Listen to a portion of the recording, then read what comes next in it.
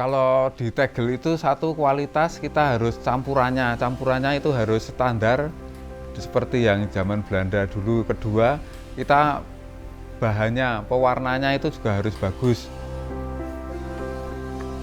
Kita juga harus meneliti tukang karena ini manual, jadinya tiap satu tukang itu beda cara kerjanya, kita harus selalu mengontrol.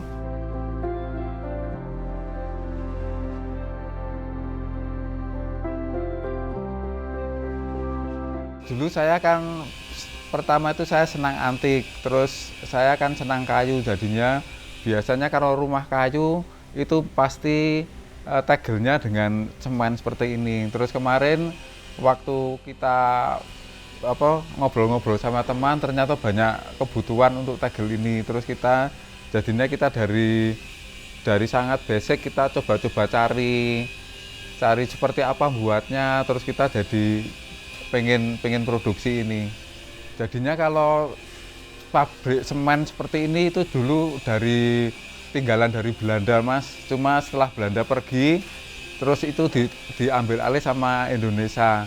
Biasanya pabrik yang lain yang dari Belanda dulu itu tahun 1925. Terus kita coba-coba mencari mesin, mencari sumber daya dulu yang sudah kerja di sini, maksudnya kerja di bidang tegel. Terus kita ngobrol sama mereka, terus kita belajar di situ.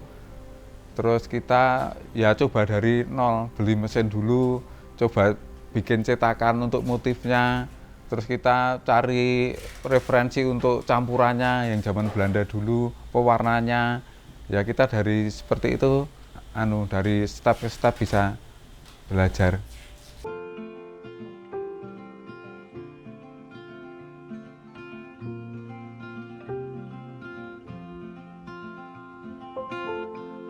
Idenya dulu saya itu produksi batik, tapi produksi batik untuk perputaran agak lama, jadinya produksinya kosnya banyak, pembuatan banyak. Terus saya mikir-mikir biar agak cepat untuk menghasilkan uang. Nek tegel itu kan nggak harus serius seperti batik, yang penting tukang itu sudah ada motifnya, kita tinggal memberi warnanya di sini-sini, nanti bisa diaplikasi ke tukang. Terus kita kalau motifnya bisa kita bikin motif sendiri bisa, atau dari yang zaman Belanda sudah ada kita copy juga bisa, seperti itu. Biasanya pelanggan sudah punya motif sendiri, terus kita tinggal ngikuti dari pelanggan itu.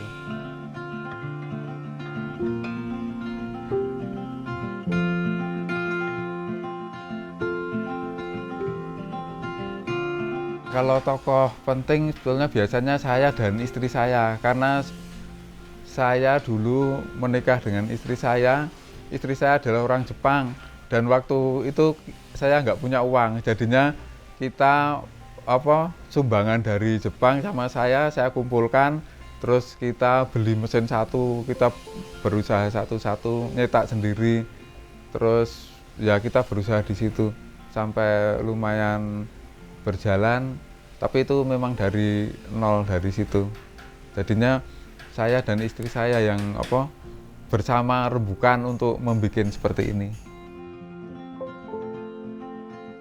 Kita kan sebenarnya ada 2 pabrik, jadi yang satu di pabriknya di Kasongan. Untuk totalnya itu sekitar 30 pekerja, kurang lebih 30 pekerja itu dibagi jadi tukang borong itu yang nyetak tegelnya itu. Kalau yang harian itu yang bantu nyiapin alat bahannya. Totalnya sekitar 30.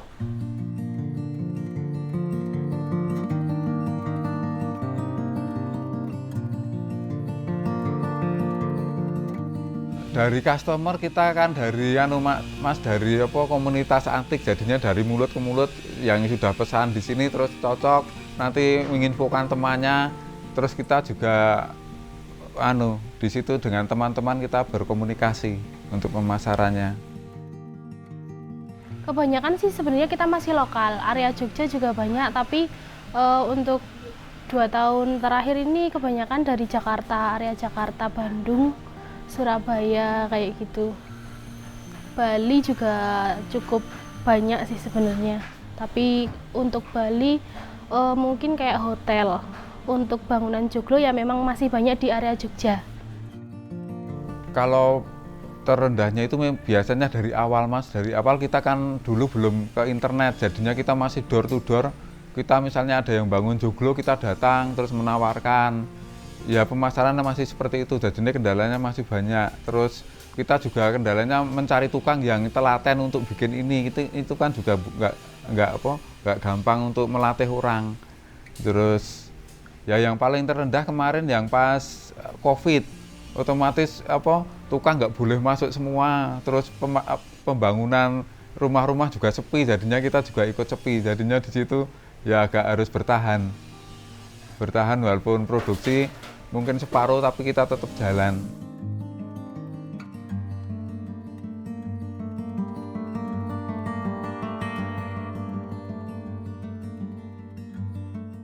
Kalau kita kan basicnya dulu dari gambar.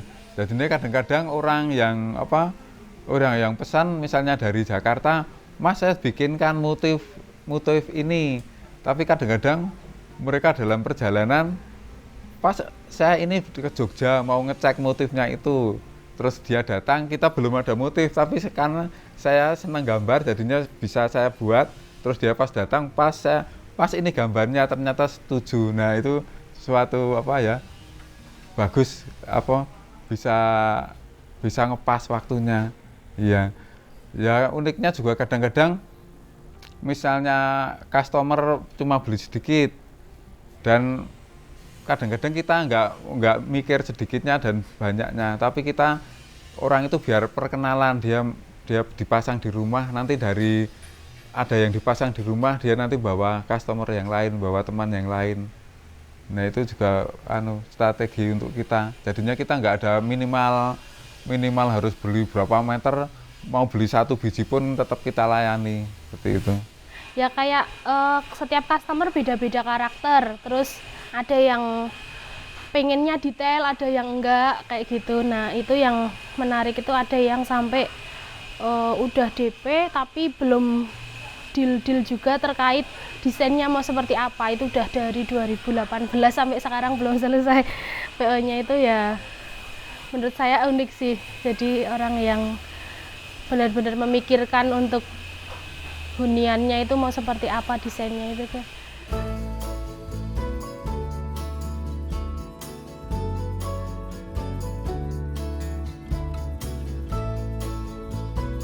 Kalau kita sekarang ada di sarasategel.com, terus kedua juga kita share dengan orang-orang yang arsitek, ada teman-teman dan dia juga membantu kita untuk saling mengisi dalam material di situ.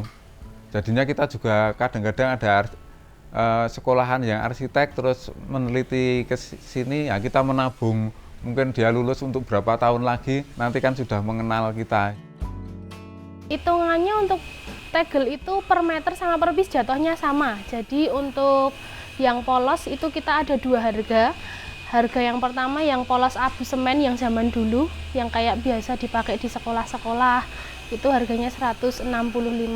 Untuk yang polos warna itu selain warna abu semen itu 205 per meter perseginya. Kalau untuk per piece-nya nanti tinggal dibagi 25, kalau nggak salah 8.200 per piece-nya gitu. Kalau untuk yang motif kita juga satu harga kecuali motif timbul. Kalau untuk motif mau warna apa aja, warna berapa aja, motifnya apa aja, mau rumit mau simple, harganya sama 350 per meter persegi. Tapi untuk harga itu kita belum termasuk ongkir dan ongkos packing.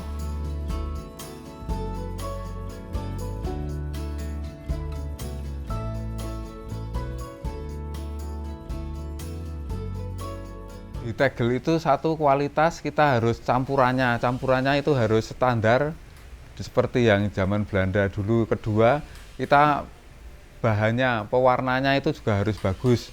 Dan ketiga, kita juga prosesnya dalam bekerja, karena kalau tegel itu setelah dicetak kita harus dimasukkan ke dalam air.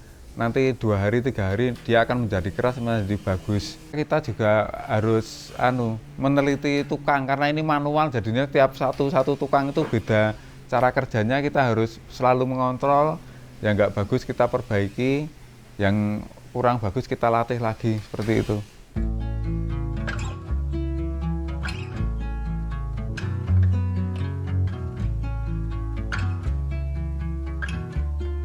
Biasanya kalau customer datang, dia akan pilih motifnya dan pilih warnanya di motif itu apa saja. Terus biasanya kita bikin sampel untuk yang seperti dipilih customer itu. Setelah dari sampel bisa kita kirim, karena kalau nggak dikirim di foto kadang-kadang beda. Terus kita kirim, setelah sana oke, baru kita dapat DP, baru kita kerjakan. Nanti kerjakan kita info ke customer. Setelah jadi barangnya, kita minta dilunasi terus kita kirim. Saat ini sebenarnya kita juga online, website itu juga iya. Cuman karena terlalu banyak item stoknya, macam-macam motifnya, satu motif itu bisa banyak warna ready stoknya. Jadi kita memang masih menata-nata untuk database stoknya. Jadi memang untuk pemasarannya memang sudah ada lewat online kayak Instagram juga iya. Terus nanti ada web store-nya juga, itu saya rasa memang membantu untuk saat ini ya. Cuman memang belum terlalu difokuskan ke arah itu karena kita masih melayani antrian yang panjang lewat pembelian offline.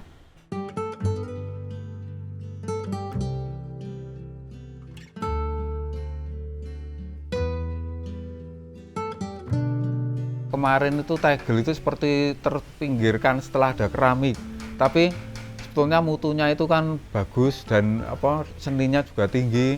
Ya harapan kita memang orang harus mengedepankan keindahan di dalam rumahnya, biar orang-orang tahu bahwa kalau bangun rumah jangan asal bangun, tapi kita juga mikir kesenian di situ biar lebih menarik, lebih adem lah, seperti itu rumahnya. Harapan ke depan buat Sarasa sih sebenarnya lebih kompak, lebih mempunyai rasa tanggung jawab untuk masing-masing karyawannya, terus tetap berinovasi dan menanamkan kayak yang pembeli nggak ada minimalnya, yang kayak gitu, menonjolkan yang seperti itu yang kita bisa melayani dari kalangan ke bawah sampai ke atas.